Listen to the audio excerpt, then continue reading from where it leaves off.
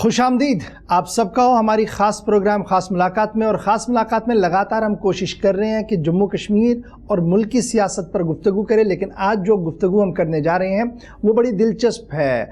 उस साबिका रियासत के एक हिस्से की बात करने जा रहे हैं जो 5 अगस्त 2019 के बाद बाज़ाब्ता तौर पर यूनियन टेरिटरी बनी है। यानी बात आज लद्दाख की सियासत की करने जा रहे हैं। लद्दाख की सियासत इसलिए बड़ी इंपॉर्टेंट बन रही है, मरकज़ के अंदर कुछ नए कानूनों की तैयारी हो रही है और उन कानूनों को लेकर लद्दाख खित्ता लद्दाख जो है यूनियन टेरिटरी, ये दो हिस्से हैं, लेह और कारगिल, दो अलग अलग आवाज़ें हैं।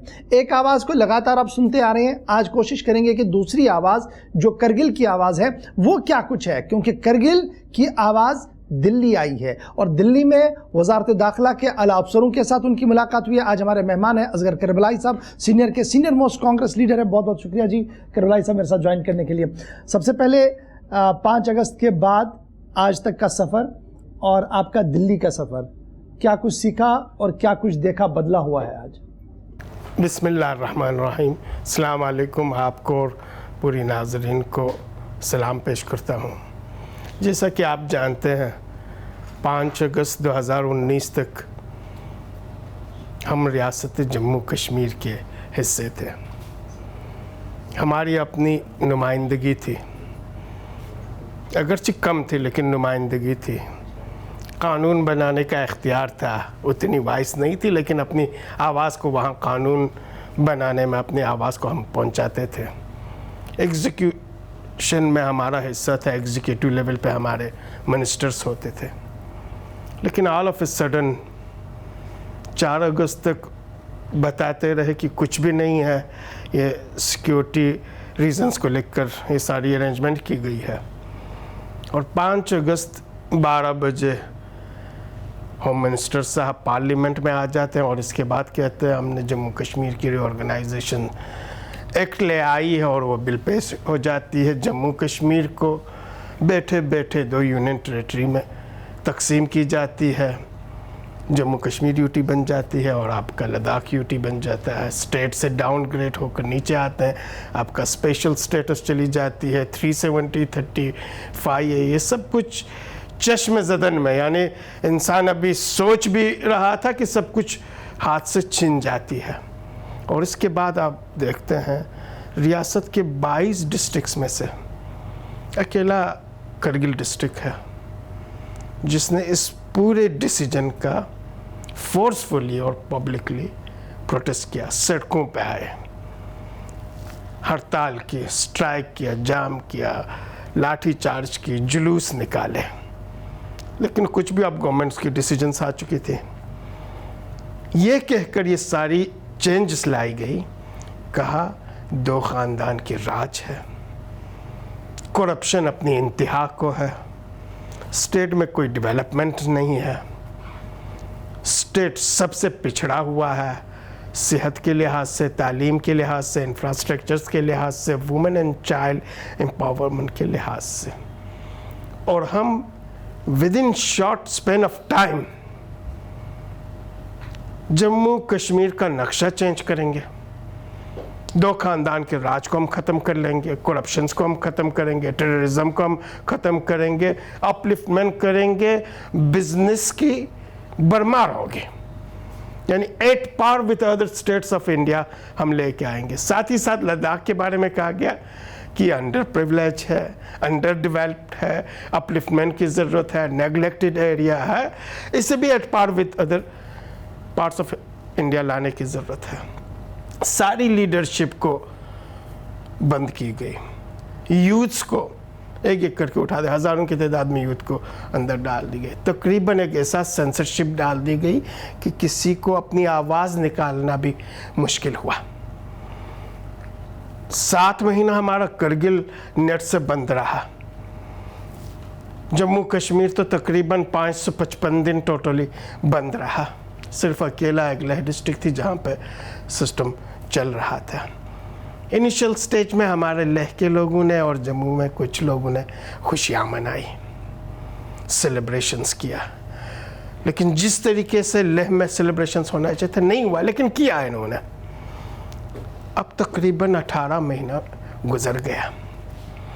इस 18 महीने में करगिल बुरे से बुरे हालात से 70-72 सालों में जूझता रहा, लेकिन इस मंजिल पे नहीं थी।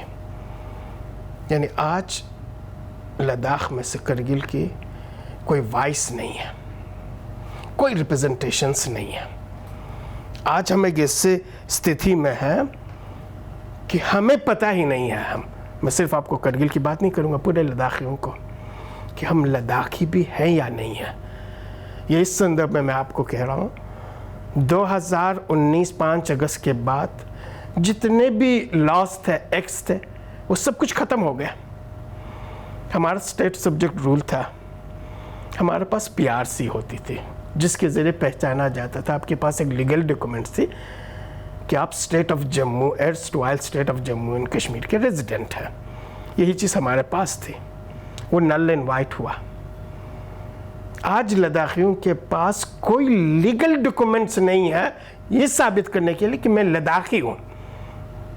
अभी चलिए जम्मू कश्मीर में तो एक डोमिसाइल लॉ ले आया, वहाँ कम से कम उस डोमिसाइल लॉ के ज़रिए तो पता कर सकते हैं कि ये जम्मू कश्मीर के बाशिंदा हैं। उसमें भी लुकनास है, कमियाँ हैं, वो एक अलग चीज़ है, लेकिन है एक चीज़, डॉक्यूमेंट्स है आपके पास। हमारे पास वो भी नहीं है। 72 साल के बाद हम एक नो मैंस लैंड बन गए, यानी जिसकी आइडेंटिटी छीन ली गई, पहचान छीन लिया गया, शख्सियत छीन ली गई, आवाज़ छीन लिया गया। अच्छा, अब मैं इसमें मुकाबले में मैं हुकूमत की बात को आपके सामने रख रहा हूँ। हुकूमती इदारे ये कह रहे हैं कि देखिए जो कुछ 70-72 सालों में नहीं हुआ उससे ज़्यादा इस बार डेवलपमेंट के लिए पैसा आया, बजट प्रॉपर मैनेज किया गया और ग्राउंड ज़ीरो पर जो इलेक्टेड लोग हैं, चाहे हिल काउंसिल करगिल की बात करें, हिल काउंसिल लेह की बात करें, उन तक वो चीज़ें पहुंचाई गई और वो एग्जीक्यूशन में लगी हैं। अब जहाँ तक पॉलिटिकल एस्पिरेशंस की बात है उसके लिए हाई पावर कमेटियाँ बनाई गई हैं जो लगातार देख रही हैं, जैसे नौकरियों के मामले में और लैंड के मामले में, और कंपनसेशन ऑफ लैंड का ऑलरेडी एक्ट भी आ गया है। तो इन द मीन टाइम ये सब चीज़ें जी चल रही है और उसी सिलसिले में आप भी तो दिल्ली आए हैं एक प्रोसेस को। एक चीज़, अब जब आप ग्राउंड रियलिटीज़ की बात कर रहे हैं, आप इंस्टीट्यूशंस को एम्पावर करने की बात कर रहे हैं, 2-3 चीज़ें मैं आपको एलेबरेट नहीं करूँगा। आपका पंचायत इलेक्शन हुआ, BDC हुआ, लद्दाख में DDC नहीं है क्योंकि हिल काउंसिल है, वहाँ पे हिल काउंसिल है, दोनों जगह एग्जिस्ट कर लेते हैं। कहा गया हम फुल्ली पंचायत को, BDC को और आपके काउंसिल को एम्पावर करेंगे।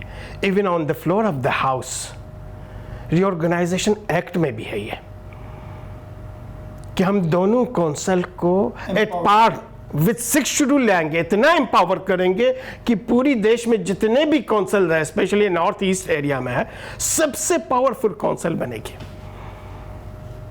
लेकिन ग्राउंड रियलिटीज में आपको बता दूं, 6 महीना नहीं गुजरा, वही काउंसिल जो बीजेपी लेड काउंसिल थी, चेयरमैन बीजेपी के थे, ECs बीजेपी का था, उनकी हालत इतनी हो गई, उनके पावर इस तरीके से स्क्रैप करके सीज किया गया कि CC along with his cabinet executive councillors Raj Bhavan के दरवाजे पे धरना देने के लिए पहुंचे, 1.5 घंटा दरवाजे पे रहे, कोई पुरसाने हाल नहीं हुआ, कोई पूछने के लिए नहीं आया, और ये लाइव मीडिया पे चल रही थी। इसके बाद 1.5 घंटे के बाद एक कमिश्नर सेक्रेटरी साहब आते हैं, CC साहब जिनकी स्टेटस कैबिनेट मिनिस्टर की है, एग्जीक्यूटिव काउंसलर जिनके स्टेटस डिप्टी मिनिस्टर की है, उनसे पूछते हैं हाँ क्या है बताइए। LG साहब नहीं पूछते हैं, बाहर ही नहीं आते हैं, गेट बंद रखा। 1.5 घंटे के बाद एक कमिश्नर सेक्रेटरी आते हैं, कहते हैं क्या है बताइए, क्या प्रॉब्लम्स है। कहते हैं हमारा कोई आवाज़ ही नहीं है, हम इलेक्टेड रिप्रेजेंटेटिव, हमारा कोई सही ही नहीं है, हमें सबसे पावरफुल काउंसिल बनाने का वादा किया गया, आज पब्लिक हमसे पूछती है और हम कहते हैं हमें कुछ भी पता नहीं है। इसके बाद एश्योरेंस दी गई, इसी कोविड से रिलेटेड लॉकडाउन की वजह से था, कहते हैं हम आपके इश्यूज को ऑनरेबल LG साहब तक पहुंचाएंगे और 1 दिन के बाद 1 करोड़ दोनों काउंसिल को खुश करने के लिए दे दी गई, और वो भी थ्रू LG साहब। लेकिन इलेक्टेड ठीक है ना, काउंसिल की ग्राउंड रियलिटी इलेक्टेड काउंसिल की ये आप कह रहे हैं। जब मैंने बात की सीईसीज के साथ दोनों जगह पे, तो ये डायरेक्ट क्वेश्चन मैंने दोनों से पूछा। मैंने कहा कि एक मीडिया परसेप्शन है या सही है, इसको आप क्लियर कीजिएगा। वो मैंने उनसे जब ये पूछा कि क्या आपके पावर्स को सीज किया गया है, क्या अब वो काउंसिल नहीं है जो काउंसिल हम 5 अगस्त से पहले देखते थे, तो कैटेगोरिकल जवाब आया नहीं जी, काउंसिल मोर स्ट्रेंथन हुआ है और उसी तरीके से काम कर रहे हैं जो हमारे पास है। तो क्या मैं ये मानूं कि असगर करबलाई साहब सियासत कर रहे हैं या सीईसी साहब गलत बता रहे हैं? मैं आपको एक चीज़ कहूँगा, मैं सियासत बिल्कुल नहीं कर रहा हूँ। मैं अभी आपको एज ए पॉलिटिशियन नहीं कह रहा हूँ, मैं as a citizen of this country मैं आपको एक बात कह रहा हूँ। अगर एम्पावर की गई है काउंसिल को, बहुत काउंसिल्स को एम्पावर की गई, इनके ही बकौल, दोनों सीसीज के बकौल एम्पावर की गई है।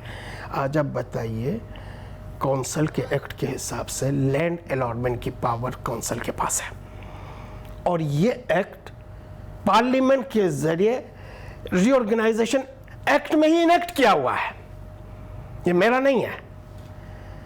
आज आप बताइए, लैंड अलॉटमेंट काउंसिल के पास है। आपके काउंसिल का फंड्स नॉन लैप्सेबल था। आज आप बताइए, इन्हीं से पूछिए, हमारे करगिल से ही मोर देन 50 करोड़ लैप्स हुआ। ये एम्पावर की गई है। रिक्रूटमेंट डीआरबी काउंसिल के जरिए, इसी एक्ट में है, डीआरबी डिस्ट्रिक्ट रिक्रूटमेंट बोर्ड होती थी, रिक्रूटमेंट होता था आपके क्लास 4 से लेकर पटवारी टीचर तक। बताइए, इस एक्ट के आने के बाद, रीऑर्गेनाइजेशन एक्ट के आने के बाद एक रिक्रूटमेंट हो सके? पूरी लेह और करगिल के स्टूडेंट्स, अनएम्प्लॉयड यूथ सड़कों पे है, आज भी चिल्ला रहे हैं। ये खुद इनके एमपी साहब कहते हैं मोर देन 10,000 वैकेंसीज है। पिछले 2 साल से कह रहे हैं हम रिक्रूटमेंट, पहले का जिस वक्त पिछले साल का 6,000 थे, इसके बाद का 7,000, अब 10,000 पे पहुंचे और कहते हैं हम जल्दी रिक्रूटमेंट। 2 साल होने जा रहा है, जवान सड़कों पे है, कहते हैं भाई हमारे बहुत सारों का ओवरएज हो रहा है, कोई पुरसान हाल है। अगर वाकई इनको एम्पावर की गई है तो आप मुझे बताइए ना, लैंड पावर छीन लिया गया है, अलॉटमेंट छीन ली गई है, फंड्स आपका लैप्स हो रहा है, डीआरबी नहीं है। अच्छा, इसके बाद कैबिनेट स्टेटस है और एक कमिश्नर सेक्रेटरी आके पूरी मीटिंग ले रहा है। हमारे वहां पे जब कैबिनेट चीफ मिनिस्टर आते थे, चीफ मिनिस्टर मीटिंग भी करे तब भी सीसी चेयर करते थे, चीफ मिनिस्टर चेयर नहीं करते थे, कैबिनेट मिनिस्टर चेयर नहीं कर सकते थे। आज एक कमिश्नर सेक्रेटरी चेयर करते हैं। तो क्या मैं ये समझूं कि जो सीईसीज हैं उन्हें शायद अपने पावर का पता नहीं है, या अब हालात ऐसे हो गए भैया चलो हमने तो रहना है, किसी तरीके से चलता रहे, क्योंकि पावर का चस्का भी बड़ी चीज़ होती है। इन सारे बातों से ऐसा ही लगता है चलिए एडजस्टमेंट करें, ये एडजस्टमेंट हो रहा है। नहीं तो ग्राउंड रियलिटीज मैंने आपको बता दी, नहीं से आप पूछ लें। ग्राउंड रियलिटीज ये है कि आपके फंड्स। चलिए अब ज़रा मैं थोड़ा आगे बढ़ता हूँ। ये तो एक एस्पेक्ट था, बड़ा इंपॉर्टेंट था ये जानना कि जो सरकार कह रही है और ग्राउंड पर जो लोग हैं वो क्या कुछ कह रहे हैं। अब दूसरा बड़ा इंपॉर्टेंट इशू है 6 शेड्यूल को लेकर लेह से आवाज़ आना और फिर वहाँ पर एपेक्स बॉडी बनना, उस एपेक्स बॉडी और आपकी केडी के साथ मीटिंग होना, लेकिन हम-आहंगी नहीं हुई, दोनों एक पेज पर नहीं आए। इसकी बुनियादी वजह क्या है? छोटी सी आबादी और उसके बावजूद भी इख्तलाफात इतने हैं कि आज दिल्ली में दोनों अलग अलग है। उसमें एक बेसिक चीज़ है, आप जानते हैं इस रीऑर्गेनाइजेशन एक्ट से पहले भी लेह से एक आवाज़ आती थी कि हमें कश्मीरियों के अंदर नहीं बैठनी है। और कांग्रेस उसमें हम पल्ला थी जो यूनियन टेरिटरी की बात करती थी। आप कांग्रेस का है, आप बीजेपी का है, जो भी का है, ऑफिशियली कांग्रेस कहती थी हम यूटी नहीं देने वाले हैं, लेकिन मैनिफेस्टो में लिखते थे। लेह के मैनिफेस्टो में एक ही बात है, कांग्रेस के मैनिफेस्टो में आता था, जेएनके के मैनिफेस्टो में नहीं आती थी, दिल्ली मैनिफेस्टो में नहीं आता था, लेह में लिखते थे। वो पॉलिटिकल कंपल्शंस है, मैं आपको हकीकत में आपको बताऊंगा। अच्छा, रहा अब ग्राउंड रियलिटीज के, लेह के लोग चाहते थे कश्मीरियों से छुटकारा मिले, सेम यही चीज़ जम्मू की हालत थी। लेकिन करगिल के लोग हमेशा कहते थे हम स्टेट के रीजन के नाम पे, रिलीजन के नाम पे, लैंग्वेज के नाम पे, किसी भी नाम पे डिवीजन के हम अगेंस्ट हैं। डे फर्स्ट से हमारा नारा यही था और आज भी है, हमने कभी यूटी नहीं मांगा। Discriminations in all field of life Leh से ज़्यादा हमारे साथ हुआ। लेकिन कभी भी हमने स्टेट को तकसीम करने की आवाज़ नहीं उठाई। आज भी हम इसके हक में नहीं हैं। लेह वालों का यूटी का डिमांड था, वो सोचते थे यूटी मिल जाए तो हमें इतनी एम्पावरमेंट मिलेगी, इतना ताकत आएगा कि हम अपने लिए सब कुछ कर सकते हैं। ये इनका कंसेप्शन था और इसी हिसाब से इनकी लीडरशिप ने डिमांड भी रखी। करगिल ने टूथ एंड नेल इस चीज़ की अपोज कर दी। And all of a sudden किसी को भी पता नहीं था कि चश्म ज़दन में आपका यूटी आ गया। सेलिब्रेशंस भी की, इन्हीं अपेक्स बॉडी के चेयरमैन और एमपी बाकी सीसी सब उन्हें मिलके सेलिब्रेशंस भी की। अभी 3 महीना 4 महीना नहीं गुजरा, रियलाइजेशंस हुआ। करगिल ने प्रोटेस्ट किए, इन्होंने सेलिब्रेशंस की और करगिल को बहुत कुछ सुनना पड़ा। 4 महीने के बाद रियलाइजेशंस हुआ ये वो चीज़ नहीं है जो हमने मांगे थे। हमने कहा 370 से जो प्रोटेक्शंस हमें मिली थी, हमारी लैंड, हमारी जॉब, 35 ऐसे जो जॉब सिक्योरिटी था, जो रिजर्वेशंस हमें मिली हुई थी, जो सेफगार्ड हमें मिला हुआ था, आपको एलर्जिक थी 370 और 35 है कि क्योंकि कश्मीरी ज़्यादा कहते थे। इस टर्मिनोलॉजी से हमारे लेह वालों को भी एलर्जिक थी, इसी टर्मिनोलॉजी से हमारे जम्मू वालों को भी एलर्जिक थी। इसलिए इन्होंने इतना बड़ा हंगामा क्रिएट किया गया 370 और 35 के। 4 महीने के बाद पता चला भाई जो प्रोटेक्शंस हमें 370 और 35 के ज़रिए मिला, यूटी में कुछ भी नहीं है।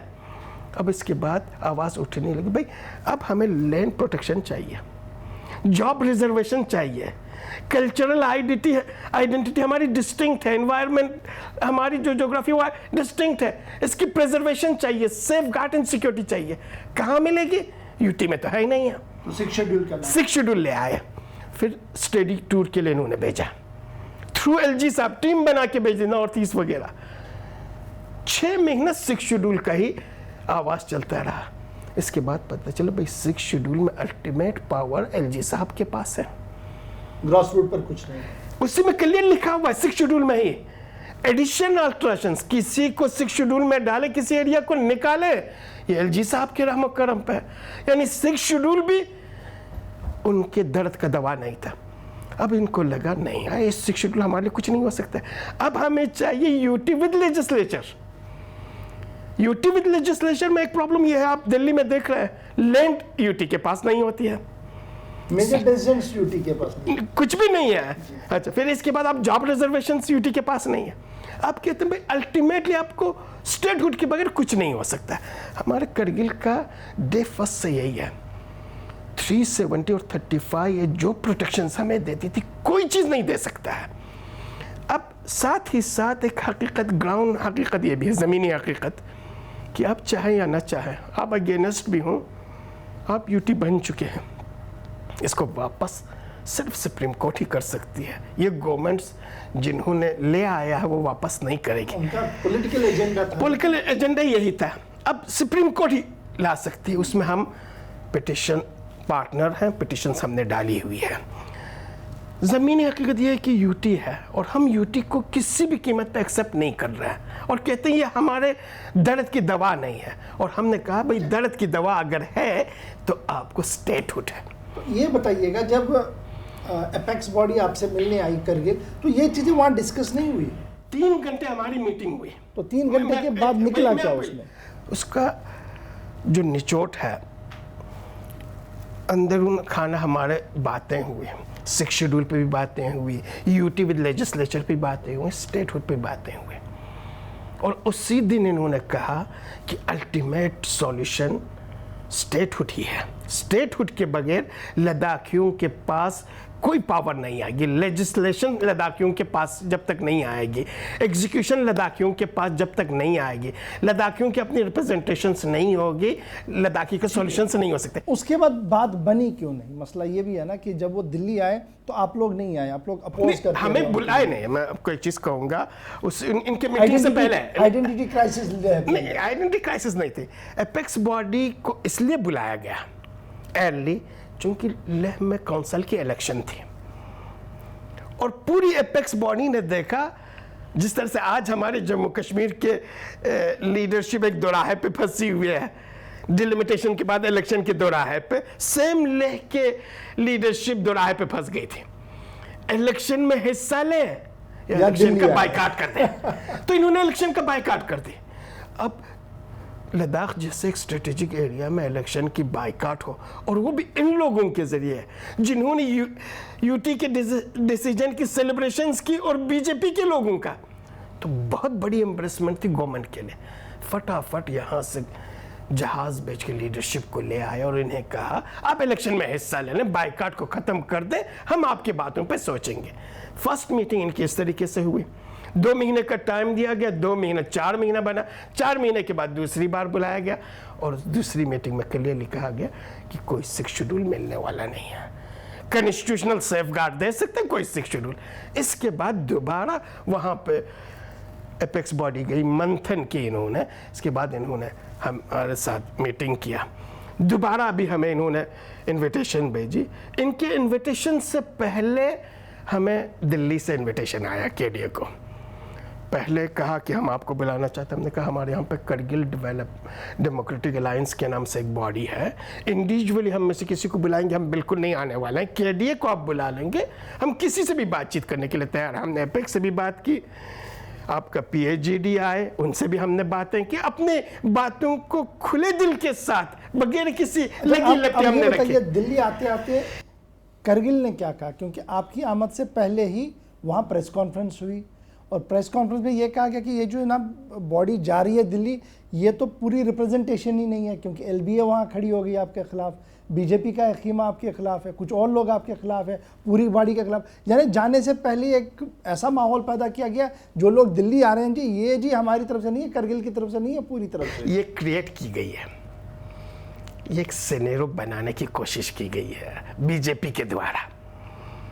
इन्हीं एलबीए को हमने मीटिंग में बुला ली थी, 2 बार नहीं आए, तीसरी बार इसी बॉडी को हमने बुलाया था यहाँ आने से पहले, और सारी चीज़ों पर हमने कहा हमारा एजेंडा यह है, आप देखें, और इस एजेंडे के पीछे लॉजिक ये है, रीज़न ये है।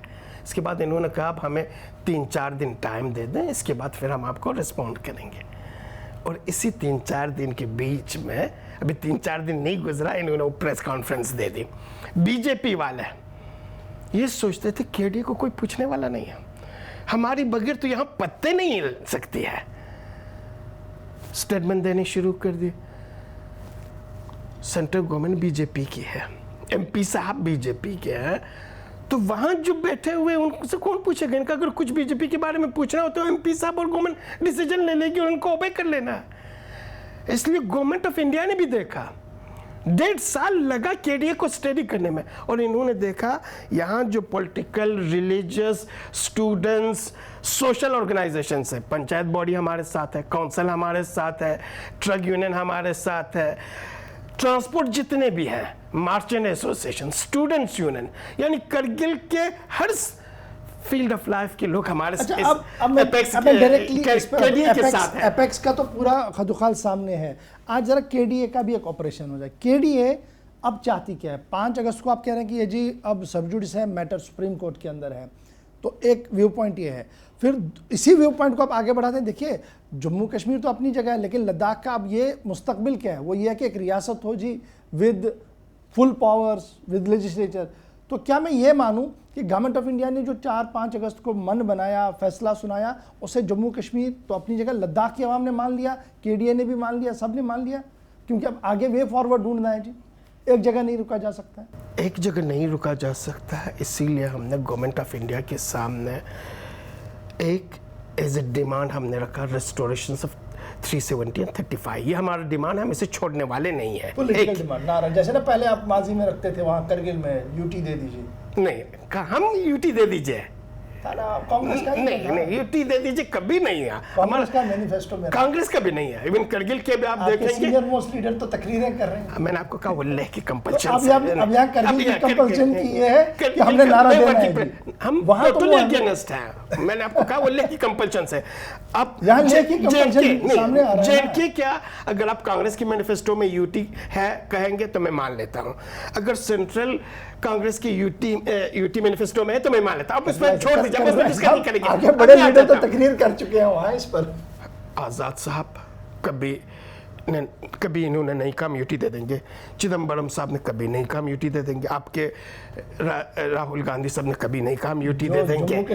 जम्मू कश्मीर के अब जम्मू कश्मीर के प्लीज जम्मू कश्मीर के हमारे पीसीसी के प्रेसिडेंट जेमीर साहब कभी नहीं कहा यूटी हमारी डिमांड है, छोड़ दीजिए।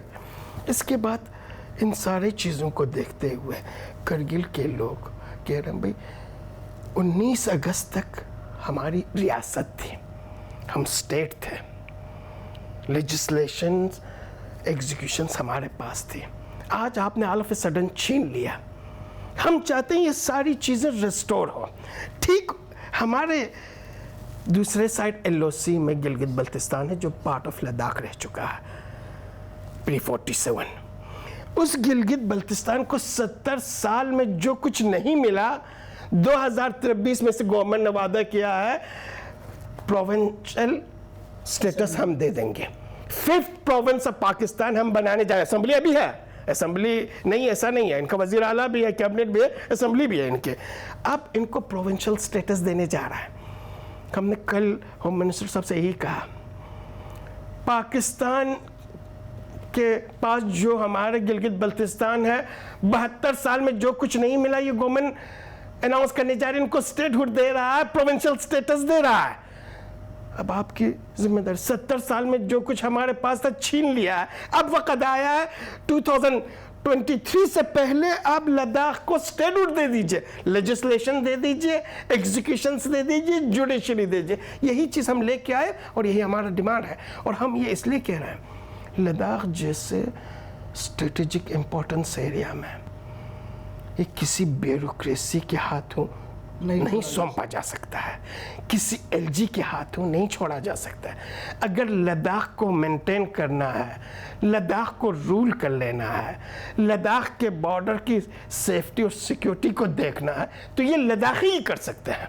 और हम कह रहे हैं लद्दाखियों को दे दो बस। जब आप कल मिले, आपने अपनी डिमांड को प्रोजेक्ट किया, खबर ये है कि बात को सुना गया है, स्मूथली सुना गया, कोई टोका टोकी नहीं हुई है, लेकिन हाई पावर कमेटी भी बनाई गई।